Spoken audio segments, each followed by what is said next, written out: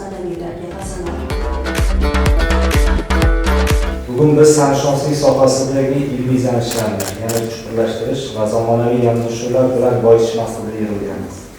Oliy ta'lim fan va innovatsiyalar vazirligining tegishli buyrugiga asosan Kamoliddin Bezok nomidagi Milliy rassomlik instituti hamda Science and Innovation xalqaro ilmiy jurnal hamkorligida tashkil etilgan O'zbekiston sanatshunosligida dolzarb masalalar nazariya va amaliyot mavzusidagi ilmiy nazariy anjuman ishini boshlaymiz.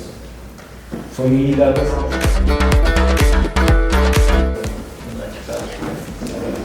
bu mavzuni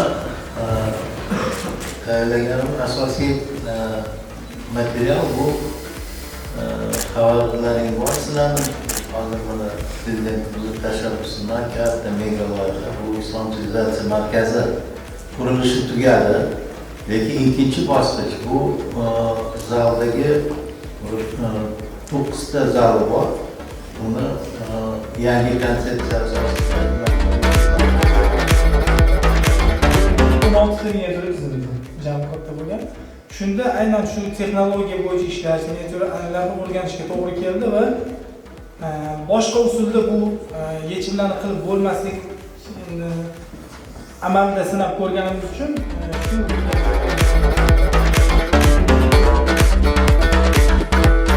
biz o'rganib turgan Yevropa tipidagi tasviriy san'at turlari, dastgohli rang tasvir O'zbekiston o'sha davrdagi Turkiston hududiga kirib kelgan davr hisoblanadi. Har bitta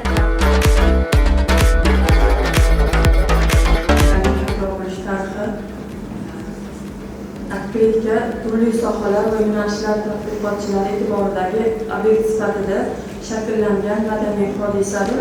Uning ommaviy hayotga kirib borishi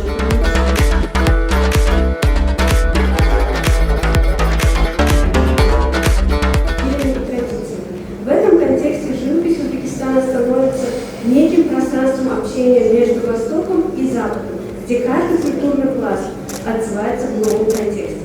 Следующая теория у меня это Юлия Крисина, которая вводит понятие интертекстуальности, утверждая, что любое художественное